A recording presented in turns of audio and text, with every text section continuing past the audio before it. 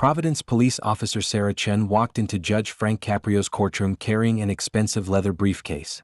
The courtroom was packed with defendants waiting for their cases, reporters filming for the Caught in Providence TV show, and citizens who'd come to watch America's most beloved judge dispense justice with compassion. But everything stopped when Officer Chen opened the briefcase. Inside, nestled in soft blankets, was a 3-month-old baby girl. Her dark eyes looked around the courtroom with innocent curiosity, completely unaware that she was at the center of a mystery that would unravel 25 years of buried secrets. Pinned to her pink onesie was a handwritten note on expensive stationery. Judge Caprio, you saved my mother 25 years ago when everyone else had given up on her. Now please save my daughter. She's in danger. I can't protect her, but you can. You're her only hope. I'm sorry I can't explain more. Please forgive me. A mother who never forgot your kindness. The courtroom went silent. Camera operators stopped filming.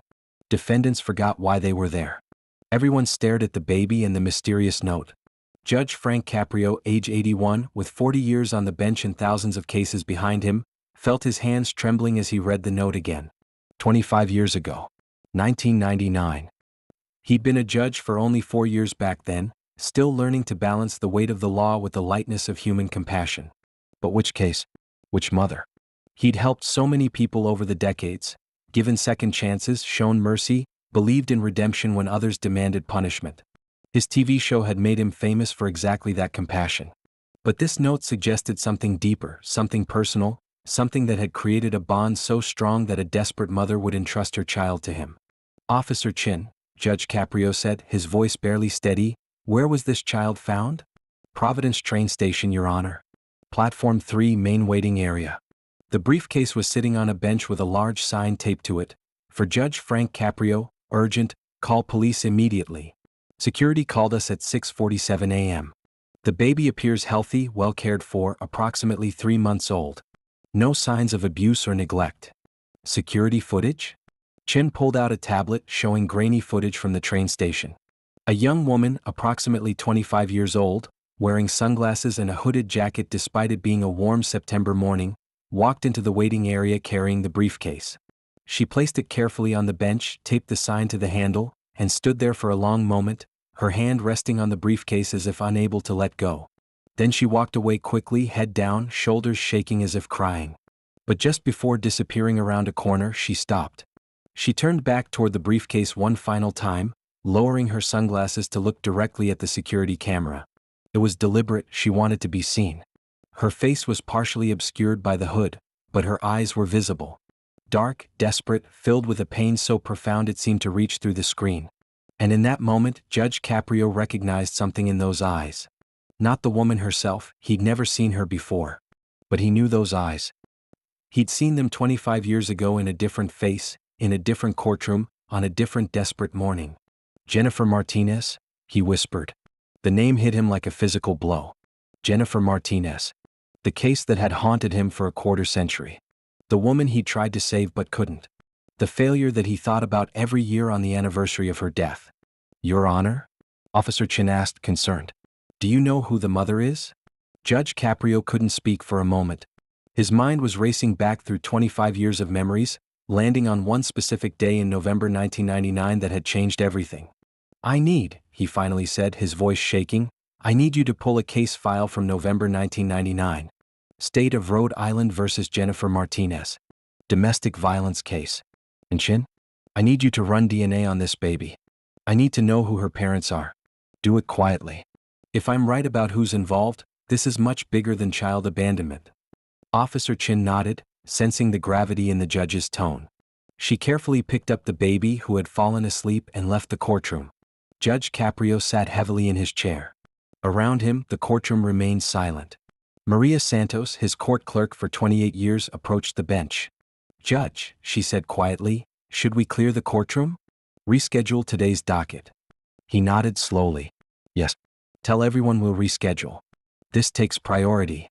As the courtroom emptied, Judge Caprio sat alone, staring at the note. His mind drifted back to November 1999, to the young woman who'd stood before him terrified and desperate, to the decision he'd made that day, and to the tragedy that had followed. He'd spent 25 years wondering if he could have done more to save Jennifer Martinez. Now apparently her story wasn't over. November 12, 1999.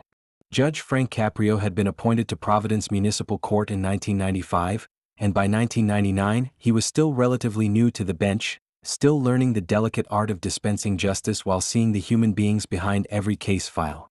The courtroom was packed that Friday morning with the usual parade of minor offenses: traffic violations, parking disputes, small claims. But one case stood out on his docket: State of Rhode Island v. Jennifer Martinez. Assault with a deadly weapon. When Jennifer Martinez was called forward, Judge Caprio saw a young woman, barely 22 years old, small and thin, with dark eyes that held far too much pain for someone so young. She stood at the defendant's table looking terrified, her hands clasped in front of her, wearing a simple dress that looked like it came from a thrift store. The prosecutor, a young assistant district attorney named Thomas Barrett, laid out the case with prosecutorial efficiency. Your Honor, on the evening of November 8th, the defendant attacked her boyfriend, Robert Castellano, with a kitchen knife, inflicting a stab wound to his left shoulder that required emergency surgery. Mr. Castellano nearly died from blood loss. We have hospital records, police reports, and the defendant's own confession. We're asking for the maximum penalty, 2 years in state prison. Judge Caprio had learned to read people, to see beyond the surface of cases. He looked at Jennifer Martinez, really looked at her. She had a fading bruise on her left cheek, poorly concealed with makeup. Her right wrist showed what looked like fingerprint bruises. When the prosecutor raised his voice, she flinched instinctively. These were the signs of someone who'd been abused. Martinez, Judge Caprio said gently, do you have legal representation? No, Your Honor, she whispered, her voice barely audible. I can't afford a lawyer. Then I'm appointing you a public defender. This case is too serious to proceed without proper legal counsel. The prosecutor objected immediately. Your Honor, this is a straightforward assault case. The defendant stabbed her boyfriend. We have overwhelming evidence. Mr. Barrett, Judge Caprio interrupted, his voice firm but controlled. Every defendant is entitled to competent legal representation. And frankly, I have questions about the circumstances of this assault that need to be properly investigated before I make any ruling.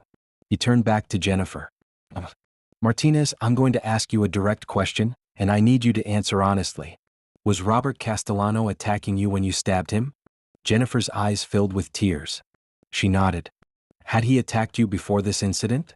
Another nod, more tears. How many times? Jennifer's voice was so quiet that the court reporter had to ask her to speak up. I don't know, Your Honor. He started hitting me about 6 months after we started dating. It got worse over time. That night, he was drunk. He came home angry. He grabbed me by the throat and said he was going to kill me. I believed him. So when he let go to take another swing, I grabbed the kitchen knife from the counter. I didn't mean to stab him. I just wanted him to stop. I wanted him to leave me alone. Judge Caprio felt his anger rising, not at Jennifer but at the prosecutor who'd failed to investigate, at the system that treated victims like criminals, at Robert Castellano who'd terrorized this young woman. Mr. Barrett, Judge Caprio said, his voice carrying an edge now, did you investigate whether this was a case of self-defense? Did you interview neighbors? Did you check hospital records to see if Ms. Martinez had been treated for injuries before? Did you contact domestic violence services? The prosecutor shifted uncomfortably. Your Honor, with respect, our resources are limited. We prosecute the cases that are brought to us. The evidence shows Ms. Martinez stabbed Mr. Castellano. That's assault. The evidence shows a woman defending herself from her abuser, Judge Caprio corrected. And Mr. Barrett, I'm continuing this case for 2 weeks. Martinez will be released on her own recognizance. During those 2 weeks, you will conduct a proper investigation into the domestic violence allegations. You will interview neighbors. You will check medical records. You will do your job as a prosecutor, which includes seeking justice, not just convictions. Your Honor. 2 weeks, Mr. Barrett. Court is adjourned on this matter. After the hearing, Judge Caprio did something unusual. He asked Jennifer Martinez to come to his chambers. She sat nervously in the chair across from his desk, looking like she wanted to disappear. Martinez, Judge Caprio said gently, what you did, fighting back against someone who was trying to kill you, that's not a crime. That's survival. But I need you to understand something. You're still in danger. If you go back to Robert Castellano, he will hurt you again. And next time, you might not be so lucky. Jennifer wiped her eyes with a tissue. I know, Your Honor. But I don't have anywhere else to go. I don't have family. I don't have money. Robert pays for the apartment we live in. Without him, I'm homeless. Judge Caprio wrote down a phone number on his personal notepad and handed it to her. This is the Rhode Island Coalition Against Domestic Violence. They have emergency shelters. They have counselors. They have lawyers who specialize in helping women escape abuse. They'll help you get a restraining order. They'll help you find housing. They'll help you build a life where you're safe. Jennifer took the paper with shaking hands, staring at it like it was a lifeline. Why are you helping me, Your Honor? You don't even know me. Because everyone deserves a chance to escape violence, Judge Caprio said simply. And because I have a daughter about your age. If she were in your situation, I'd hope someone would help her. Promise me you'll call that number. Promise me you won't go back to Robert. I promise, Jennifer said, tears streaming down her face. Thank you. Thank you for believing me when nobody else did. 2 weeks later, Jennifer Martinez returned to Judge Caprio's courtroom. She looked different, stronger, more confident.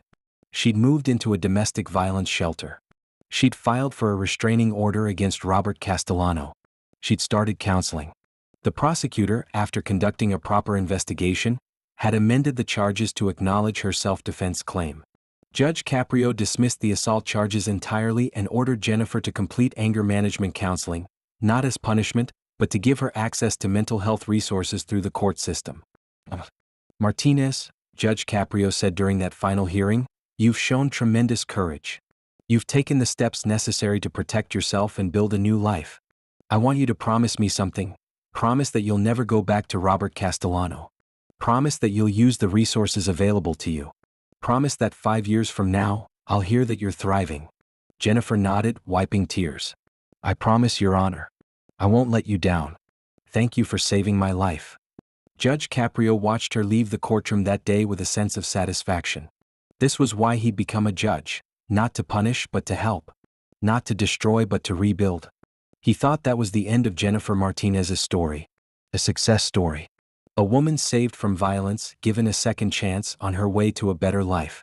But 3 months later, on Valentine's Day 2000, Judge Caprio received a phone call that shattered everything. Jennifer Martinez had been found dead in her apartment. Multiple stab wounds. Robert Castellano had violated the restraining order, broken into her home in a drunken rage and murdered her. Castellano was arrested at the scene, convicted of first-degree murder, and sentenced to life in prison without the possibility of parole. But that was cold comfort to Judge Caprio. He'd spent the next 25 years asking himself the same questions. What if I'd done more? What if I'd personally checked on her? What if I'd pushed harder for Castellano to be arrested for violating the restraining order? What if I'd somehow anticipated that a piece of paper wouldn't stop a violent man determined to kill? Jennifer Martinez's case became the ghost that haunted him. The reminder that compassion and good intentions weren't always enough. The proof that the system could fail even when everyone tried to do the right thing. For 25 years, every February 14th, Judge Caprio had visited Jennifer's grave. He'd bring flowers. He'd apologize for failing her. He'd promise to do better for the next person who needed help. And now, in September 2024, someone had left a baby at a train station with a note that said, "You saved my mother 25 years ago." But Judge Caprio hadn't saved Jennifer Martinez. She died. So who was this baby? Who was the mother who'd left her? And what did it all mean? 48 hours after the baby was found, Judge Caprio sat in his chambers with Officer Sarah Chin, Detective Michael Torres, who'd been assigned to investigate the abandoned baby case, and Dr. Patricia Huang from the Rhode Island Medical Examiner's Office. The DNA results had come back and Dr. Huang's expression suggested they were about to complicate everything. Judge Caprio, Dr. Huang began, opening her laptop. The DNA analysis has revealed some unexpected and disturbing findings. Just tell me, Judge Caprio said, bracing himself. The baby's maternal DNA shows a direct familial match to Jennifer Martinez, the woman from your 1999 case. Judge Caprio felt the room tilt. That's impossible. Jennifer Martinez died in February 2000. She wasn't pregnant when she died. The autopsy would have. The autopsy did note elevated pregnancy hormones, Dr. Huang interrupted gently. Jennifer Martinez was approximately 8 weeks pregnant when she was murdered, according to the blood work. However, there's a discrepancy in the autopsy report. She pulled up the document on her screen. The report notes elevated pregnancy hormones but makes no mention of finding fetal tissue. That's highly unusual. In a trauma case involving someone 8 weeks pregnant, there should be clear evidence. Which suggests one of two possibilities: either the medical examiner missed it, unlikely given the thoroughness of the rest of the autopsy, or Jennifer Martinez wasn't actually 8 weeks pregnant when she died. How is that possible? Detective Torres asked. If she'd recently given birth, Dr. Wong explained. Pregnancy hormones can remain elevated for 4 to 6 weeks postpartum. If Jennifer had given birth, say, a month or two before her death, her hormone levels would still show evidence of recent pregnancy. Judge Caprio felt his mind racing. You're suggesting Jennifer Martinez had a baby before she was killed? It's the most logical explanation for the DNA results we're seeing, Dr. Wong confirmed. If Jennifer had a child in late 1999 or early 2000, that child would now be 24 or 25 years old, exactly the age range of the woman seen on the train station security footage. Detective Torres was already pulling up records on his tablet. I'm checking birth certificates filed under Jennifer Martinez's name in late 1999 and early 2000. He scrolled through results, frowning. Nothing. No birth certificate for Jennifer Martinez during that time period. What about abandoned infant cases? Judge Caprio asked, a terrible suspicion forming in his mind. Torres searched again. His face went pale. There's one. December 1999. A newborn baby girl was found abandoned in the women's bathroom at Rhode Island Hospital. No identification, no note, no information about the mother. The baby was placed in state custody and given the designation Baby Doe Number 17. December 1999, Officer Chin repeated. That's 2 months before Jennifer Martinez was murdered. Pull the complete file on Baby Doe Number 17, Judge Caprio ordered. Hospital records, foster care placement, adoption records. Everything. While Torres made calls, Judge Caprio turned to Dr. Wong. You said there were unexpected findings. Plural. What else? Dr. Huang hesitated, clearly uncomfortable. Judge, we also analyzed the baby's paternal DNA. We ran it through Cody's looking for matches. The father doesn't have a criminal record, but several of his close relatives do. Based on genetic markers and familial DNA comparisons, we can identify the father with approximately 95% certainty. She pulled up another screen showing a genetic family tree with highlighted connections. Judge Caprio, the baby's biological father is almost certainly State Senator Richard Morrison. The silence in the room was deafening. Richard Morrison, currently running for governor of Rhode Island, leading in all the polls by double digits. A married father of 3 who'd built his entire campaign on family values, moral leadership, and protecting Rhode Island families. Richard Morrison, who in 1999 had been a city councilman, young and ambitious, married with 2 small children. Richard Morrison, who Judge Caprio had met at various civic events over the years, always charming, always professional, always preaching about ethics and integrity. Are you absolutely certain? Judge Caprio asked, his voice deadly quiet. 95% certainty based on familial DNA patterns, Dr. Wong confirmed. To be 100% certain, we'd need Senator Morrison's direct DNA sample. But Judge, the genetic markers don't lie. This baby shares DNA with Morrison's father, Morrison's brother, and Morrison's paternal cousins. The probability that someone other than Richard Morrison is the biological father is less than 5%. Detective Torres looked up from his phone, his expression grim. I found the foster care file for Baby Doe Number 17. The infant was placed with an emergency foster family in January 2000, then moved to an adoptive family, the Hendersons, in June 2000. They named her Emily Henderson.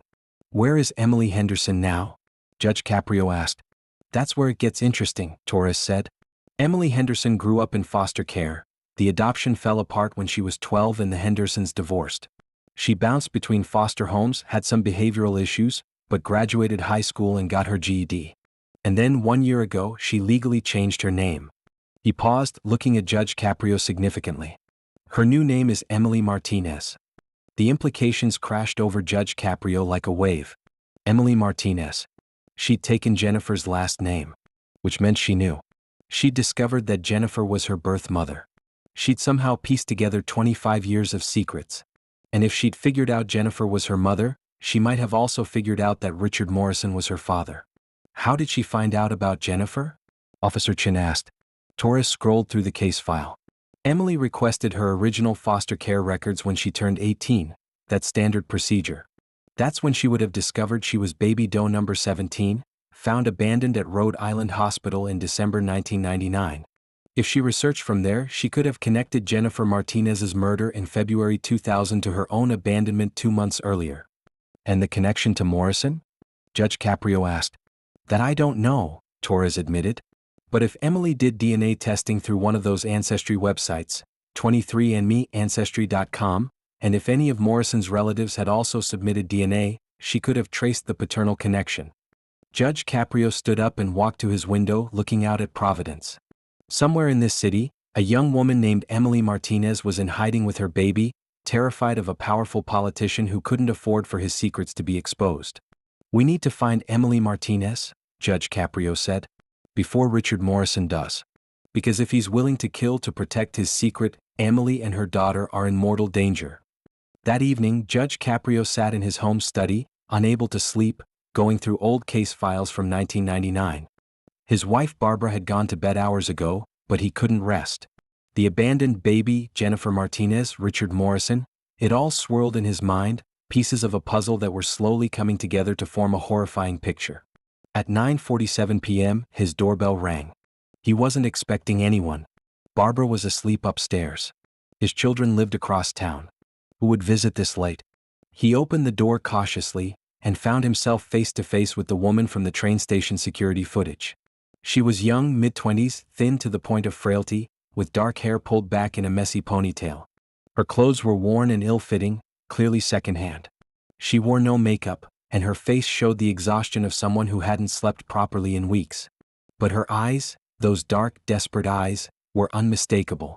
Emily Martinez, Judge Caprio said quietly. She nodded, glancing nervously over her shoulder at the empty street. Can I come in? Please? I think someone followed me here. I've been so careful, but I don't know if I lost them. Judge Caprio immediately pulled her inside and locked the door. Are you hurt? Do you need medical attention? I'm fine, Emily said, though she was clearly not fine. She was shaking, pale, and looked like she might collapse at any moment. I saw the news. They're saying my baby was abandoned. That there's an investigation. I need to explain. I need you to understand why I left her. Judge Caprio guided her to his living room, settling her on the couch. Emily, before we talk, I need to call Detective Torres. He's been looking for you. Your daughter is safe, but... No. Emily grabbed his arm, panic flooding her eyes. No police. Not yet. Morrison has people everywhere. That's how he found me 3 months ago when I was pregnant. Someone in the system tipped him off. That's why I had to go completely off the grid. That's why I couldn't risk taking my baby to a hospital or registering her birth. If Morrison finds out where I am, I'm dead. Just like my mother. Judge Caprio sat down across from her, keeping his voice calm and gentle. Emily, I need you to start from the beginning. Tell me everything. How did you find out Jennifer Martinez was your mother? Emily pulled out a worn backpack and extracted a battered folder stuffed with documents, printouts, and handwritten notes. Judge Caprio recognized the signs of obsessive research. This young woman had spent years piecing together her history. I grew up in foster care, Emily began, her voice shaky but determined. I never knew anything about my biological parents. I was just baby doe number 17, found abandoned at Rhode Island Hospital when I was maybe a day old. I went through 6 different foster homes, got adopted once but that fell apart, ended up back in the system. She pulled out a document from her folder. When I turned 18, I requested my original case file. That's when I found out exactly how I was found, in the women's bathroom at Rhode Island Hospital on December 18, 1999. A nurse discovered me wrapped in a hospital blanket, with no note, no identification, nothing. Emily's hands trembled as she continued. I started researching. I spent hours at the Providence Public Library, going through old newspapers from late 1999 and early 2000, looking for any stories that might be connected. And I found one. Jennifer Martinez, murdered in her apartment in February 2000 by her ex-boyfriend. The dates were close. I was found in December, she died in February. I wondered, what if she was my mother? How did you confirm it? Judge Caprio asked gently. DNA, Emily replied. I submitted my DNA to Ancestry.com 2 years ago, hoping to find biological relatives. Last year I got a match, a second cousin who'd also submitted DNA. Through that connection, I traced back to Jennifer Martinez's family tree. She didn't have much family, but there was enough to confirm it with about 90% certainty. Then I did more research. Emily pulled out a stack of printouts, medical records, police reports, court documents. I filed Freedom of Information Act requests. I got Jennifer's autopsy report, her medical records from the domestic violence shelter, police reports from her murder. And I found something the medical examiner noted. She had elevated pregnancy hormones when she died, suggesting she'd been pregnant recently. But no baby was mentioned in any reports about her death, Judge Caprio said. Exactly. Which meant she'd either miscarried or given birth before she was killed. And since I was found 2 months before her death, the timeline matched perfectly. Jennifer Martinez was my mother. She left me at the hospital to protect me. Emily wiped tears from her eyes. I spent months researching my mother's life. I read every court document from her case in your courtroom in 1999. I read transcripts of the hearing where you dismissed the charges against her. I read how you helped her get into a domestic violence shelter. Judge Caprio, you saved her life, at least for a little while. You gave her 3 months of safety and hope. But it wasn't enough, Judge Caprio said quietly, the old guilt returning. She died anyway. You did everything you could, Emily said fiercely. The system failed her. The restraining order failed her. Robert Castellano killed her. But you? You believed her when nobody else did. That's why I trusted you with my daughter. Judge Caprio leaned forward. Emily, tell me about Richard Morrison. How did you connect him to your mother? Emily's expression hardened. That took longer to figure out. The ancestry DNA showed I had paternal relatives too, people genetically related to my biological father. Last year, one of those relatives submitted their DNA, Peter Morrison, Richard Morrison's younger brother. She pulled out more printouts showing genetic connections. The DNA showed Peter Morrison was my uncle, which meant Richard Morrison was almost certainly my father. At first, I didn't believe it. I researched his timeline, where he was in 1999, what he was doing. He was a city councilman, married with kids, seemingly respectable. How did he and Jennifer meet? I found hospital records, Emily said. In October 1999, there was a fundraiser at Providence General Hospital for some healthcare initiative. Richard Morrison attended as a city councilman. Jennifer was working there as a night janitor. That's where they met. Emily pulled out one more item from her folder, a small, worn journal with a cracked leather cover. And this is how I know what happened next. My mother kept a journal. Judge Caprio took the journal with trembling hands. He opened it carefully, seeing Jennifer Martinez's handwriting, neat and careful, the writing of someone who'd learned to document everything as protection. The first entry was dated October 15, 1999. Met someone tonight at work. His name is Richard. He was at the hospital for some political event. He was kind, made me laugh. He asked for my number. I know I shouldn't have given it to him. He's clearly too good for someone like me, but it felt nice to be noticed. Judge Caprio continued reading, his heart sinking with each entry. October 30, 1999, Richard and I have been seeing each other. He takes me to restaurants outside Providence where nobody knows him. He says he works in politics and has to be careful about his image. I don't mind. After everything with Roberto, it's just nice to be treated well.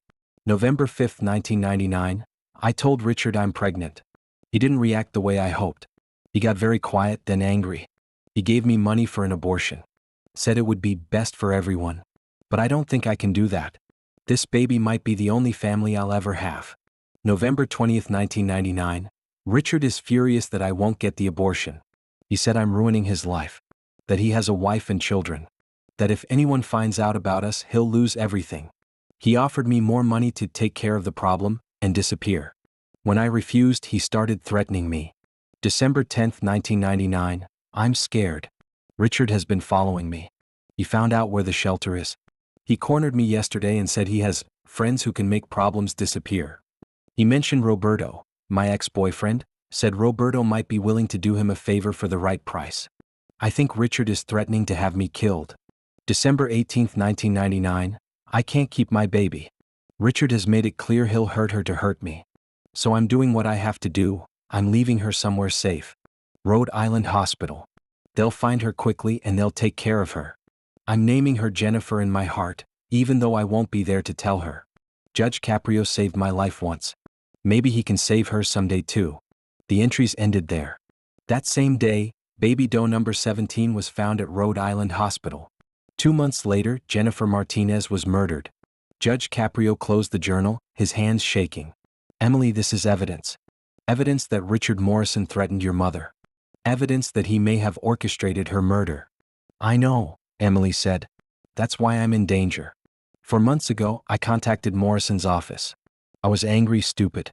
I told his secretary I was Jennifer Martinez's daughter and I had information the public should know. Within a week, his people found me. She pulled out her phone, showing Judge Caprio a series of text messages from an unknown number. Stop asking questions. Some secrets should stay buried. You think you can blackmail me? I've destroyed better people than you. Your baby is beautiful. It would be a shame if something happened to her. Judge Caprio felt cold rage building. When did you receive these? The first one came 2 weeks after I contacted Morrison's office. They escalated from there. The last one, the one about my baby, came the day after she was born. That's when I knew I had to get her away from me. More messages scrolled past. I know where you're staying. Moving won't help. Take the money and sign the NDA. Or face the consequences. Last chance. You and your bastard child can disappear one way or another. Choose. Did you go to the police? Judge Caprio asked. Emily laughed bitterly. And tell them what? That a powerful state senator is threatening me? These messages are from burner phones, untraceable. And Morrison has connections everywhere. How do I know who to trust in law enforcement when someone in the system already tipped him off about my pregnancy? She looked at Judge Caprio with desperate eyes. That's why I left Isabella with you. You're the only person I could trust. The only person who tried to help my mother. I've been watching you, Judge Caprio. I've seen your TV show. I've read about your cases. You actually care about people. You actually try to help. So I trusted you to protect my daughter when I couldn't. Judge Caprio felt the weight of that trust, the echo of Jennifer Martinez's trust 25 years ago, the responsibility that came with being someone's last hope. Emily, I won't let you down this time, he said firmly. But you need to trust me completely. No more running alone. We're going to expose Richard Morrison. We're going to make sure he faces justice. And we're going to reunite you with your daughter safely. How? Emily asked, her voice breaking. Morrison is too powerful. He has too many connections. He'll make me disappear just like he did my mother. Not if we move fast, Judge Caprio said. He pulled out his phone. I'm calling Detective Michael Torres. He's trustworthy, I'd stake my life on it. And his sister, Christina Torres, was a domestic violence counselor. She might have known your mother. Emily's eyes widened. Christina Torres? The counselor from the shelter. You know her? She's the one who kept my mother's journal all these years, Emily said. After my mother died, nobody claimed her belongings. Christina kept them, thinking someday someone might want them. When I contacted her 6 months ago, she gave them to me.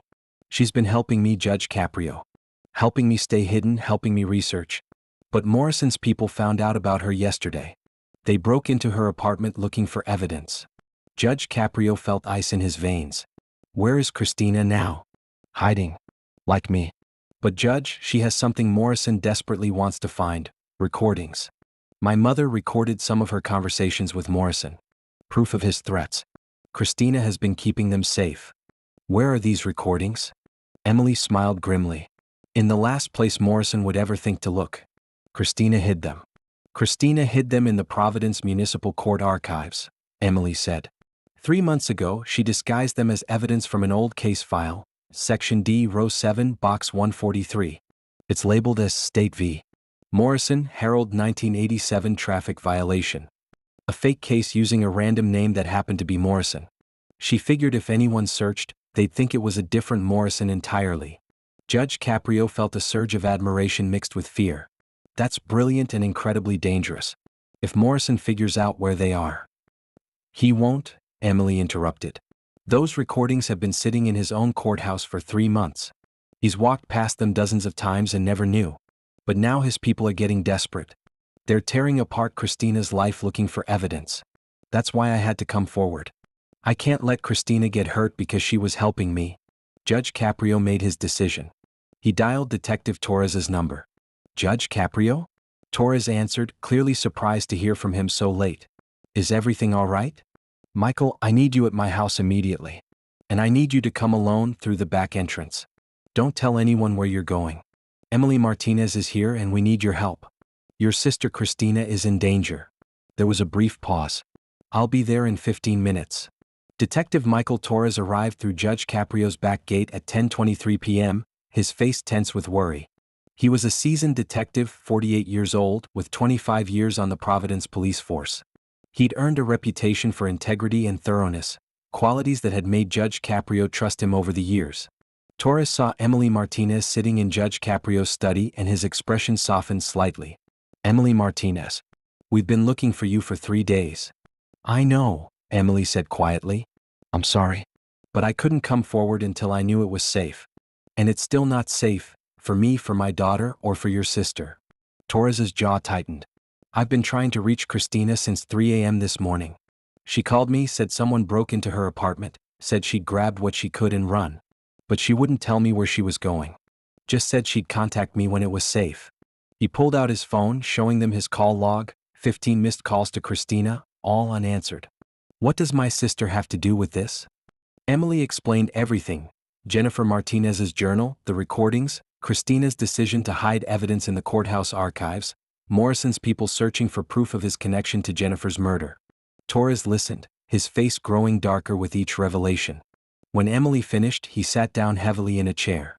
So you're telling me that State Senator Richard Morrison, a man currently running for governor, not only fathered Jennifer Martinez's child 25 years ago, but threatened her, potentially orchestrated her murder, and is now threatening you and his granddaughter? Yes, Emily said simply. And my sister has been hiding evidence that could prove all of this? Yes. Torres ran his hands through his hair.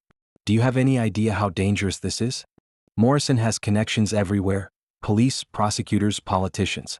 If he's willing to kill to protect his secret. Then Christina is in danger, Judge Caprio finished. Which is why we need to move fast. Michael, who can you trust absolutely? Who in law enforcement is beyond Morrison's influence? Torres thought carefully. FBI. Political corruption at this level is federal jurisdiction. I have a contact, Agent Sarah Wilson. She's been investigating public corruption in Rhode Island for 5 years. She's clean. I've worked with her on other cases.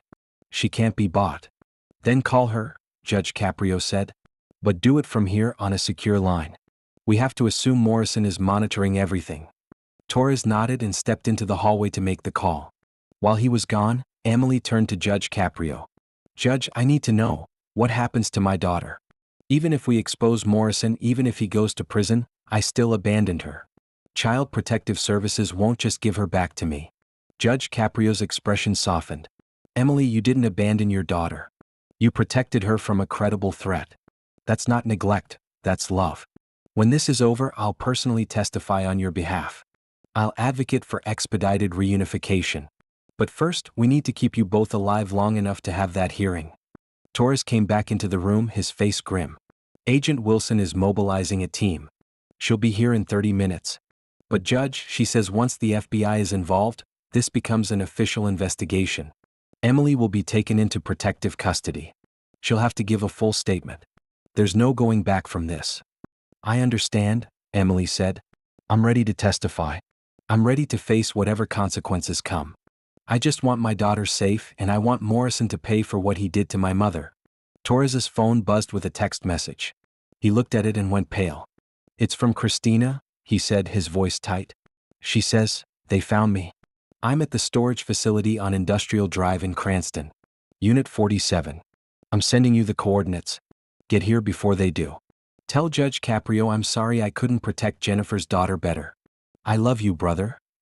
Below the message was a GPS location and a photo showing a storage unit door. It's a trap, Judge Caprio said immediately. Morrison's people must have her phone. They're using it to draw you out. I don't care, Torres said, already heading for the door. She's my sister. I'm not leaving her. Then I'm coming with you, Judge Caprio said. Judge, you're 81 years old. And I'm the reason Christina got involved in this, Judge Caprio interrupted. I helped Jennifer Martinez 25 years ago, which led Emily to trust Christina with evidence. This is my responsibility. I'm coming. Torres looked like he wanted to argue, but he knew he was wasting time. Fine. But you stay in the car. If there's trouble, you don't engage. Understood. Judge Caprio nodded, though he had no intention of staying in any car if Christina Torres was in danger. Emily stood up. I'm coming too. Absolutely not, both men said simultaneously. Christina is in danger because of me, Emily protested. I can't just sit here. You can and you will, Judge Caprio said firmly. Emily, your daughter needs you alive. The best thing you can do for Christina right now is stay here with my wife Barbara, wait for the FBI, and provide them with every piece of evidence you have. Barbara Caprio appeared in the doorway, having been awakened by the commotion. She sized up the situation quickly and put her arm around Emily. Frank's right, dear. Let the men handle this. You and I will wait for the FBI together. And when this is over, we'll make sure you're reunited with your baby. Reluctantly, Emily agreed. Judge Caprio and Detective Torres left the house at 12:34 a.m., racing through empty Providence streets toward Cranston, toward a storage facility where Christina Torres might be trapped, toward a confrontation that neither of them was prepared for. Neither knew they were driving into an ambush carefully orchestrated by Richard Morrison's people. Neither knew that by the time the sun rose, everything would change. And neither knew that the recordings hidden in the courthouse archives contained more than just evidence of Morrison's guilt. They contained proof of a conspiracy that reached much higher than anyone imagined. The Cranston Industrial Storage Facility was located in a desolate area of warehouses and empty lots. At 1:07 a.m., it was completely deserted except for security lights casting harsh shadows across rows of storage units. Detective Torres pulled into the parking lot and killed the engine. The GPS coordinates Christina had sent pointed to Unit 47, in the back corner of the facility, far from the main road and any potential witnesses. I don't like this, Torres said, scanning the area. Too isolated. Too quiet. Perfect spot for an ambush. Judge Caprio's instincts were screaming the same warning. For decades of reading people and situations told him they were walking into danger. Call for backup, he suggested. Torres already had his phone out. Backup is 15 minutes away minimum. I can't wait that long. Christina could be hurt. He pulled his service weapon and checked it. Judge, stay in the car. Lock the doors. If anything goes wrong, you drive away immediately and call 911.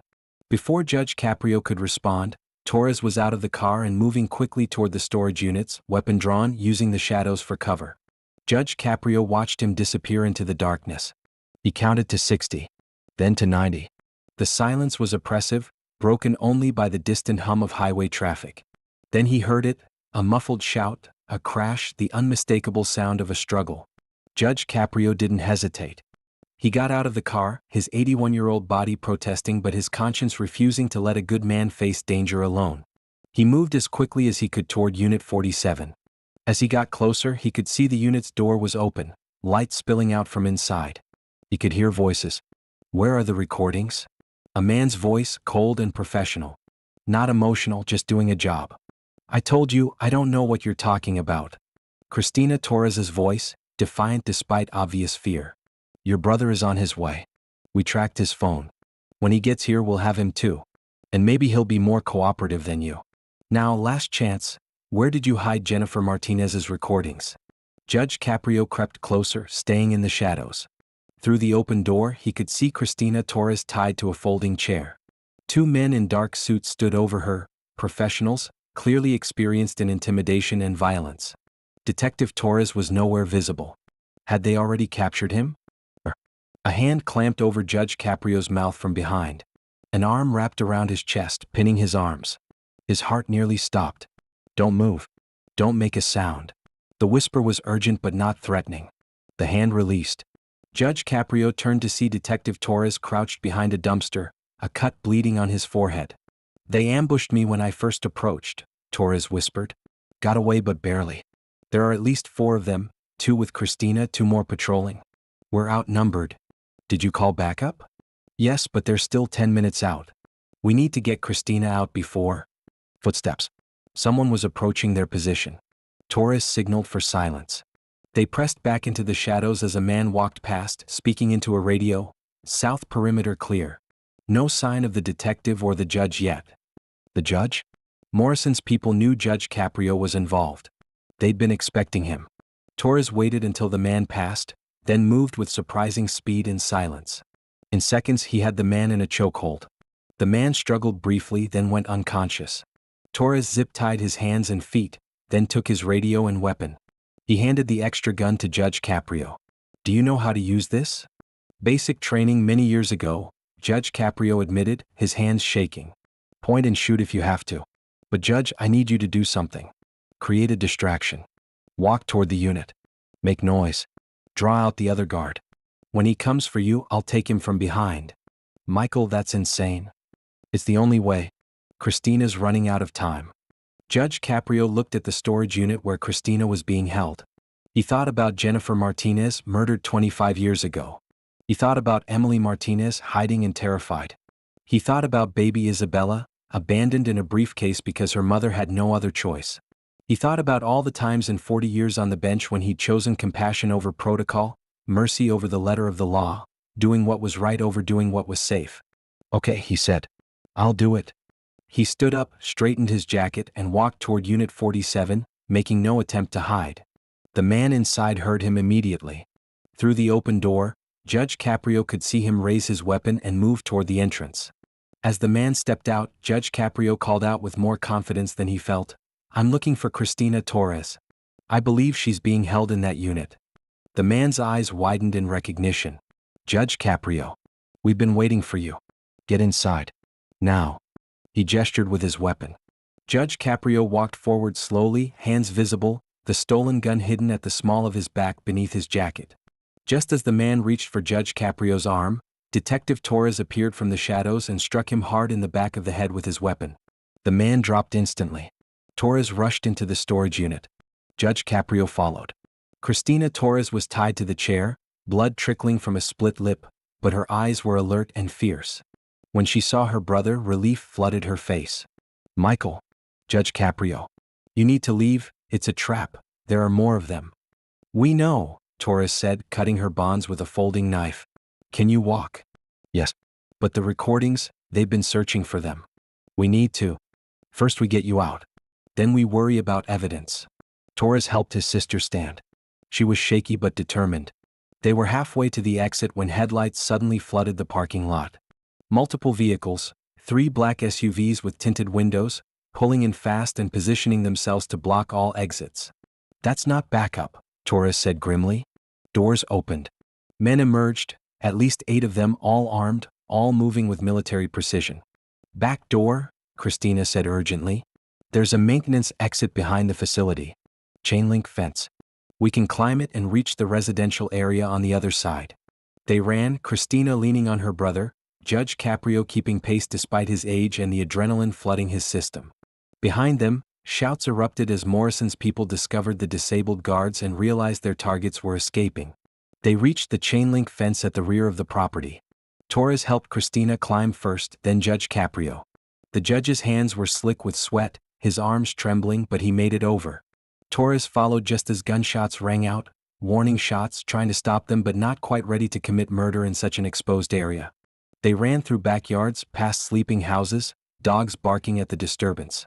2 blocks away, Torres finally stopped, gasping, pulling out his phone. "Agent Wilson," he said when she answered. "We've got a situation. Christina is safe. Judge Caprio is safe. But we were just ambushed by at least 8 armed men at the Cranston storage facility. We need immediate FBI response and arrest warrants. This is State Senator Richard Morrison's people, and they just attempted to kidnap or kill a police detective and a sitting judge." He listened for a moment, then nodded. "Understood. We'll meet you at the federal building. Don't send anyone to Judge Caprio's house. Emily Martinez is there with his wife. Send a protection team immediately." Torres hung up and looked at his sister. "Christina, where exactly in the courthouse archives are those recordings?"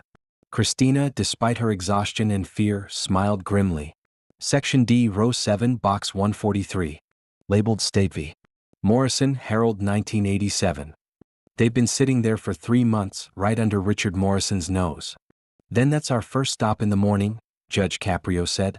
"Before Morrison realizes where they are. Before he can make them disappear." Sirens approached, legitimate backup this time, Rhode Island State Police responding to Torres's earlier call. Within minutes, they were surrounded by police vehicles, FBI cars, and Agent Sarah Wilson herself. Wilson was a tall, no-nonsense woman in her mid-40s with sharp eyes and an air of absolute competence. Detective Torres. Judge Caprio. Torres. You're all safe now, she said. My team has the storage facility surrounded. Morrison's people are being arrested as we speak. She pulled out a tablet. I need statements from all of you. Everything. This is going to be the biggest political corruption case in Rhode Island history. They spent the next 2 hours in an FBI mobile command center, giving detailed statements. Judge Caprio described the threatening messages Emily had received. Christina explained how she'd protected Jennifer's belongings for 25 years and hidden the recordings in the courthouse. Torres recounted the ambush and narrow escape. At 4:32 a.m., Agent Wilson received a phone call. She listened, then smiled grimly. Richard Morrison has been taken into custody. FBI agents arrested him at his estate in Barrington 20 minutes ago. He's being transported to federal detention. Judge Caprio felt a wave of relief so powerful it nearly knocked him over. After 25 years, Jennifer Martinez's story was finally reaching its conclusion. What happens now? He asked. Now we retrieve those recordings, Wilson said. And we build an airtight case. Judge Caprio, I'd like you there when we recover the evidence. You've earned that right. At 8:15 a.m., Judge Frank Caprio stood in the archives of Providence Municipal Court, the building where he'd spent 30 years of his life dispensing justice. With him were FBI Agent Wilson, Detective Torres, Christina Torres, and 2 FBI evidence technicians. Section D, Row 7, Box 143. The box looked completely ordinary, dusty, old, labeled State v. Morrison, Herald 1987 traffic violation. Christina had created a fake case file so thorough that even experienced court staff would never question it. Agent Wilson, wearing evidence gloves, carefully removed the box and set it on a table. Inside were Jennifer Martinez's belongings. A microcassette recorder, old and worn.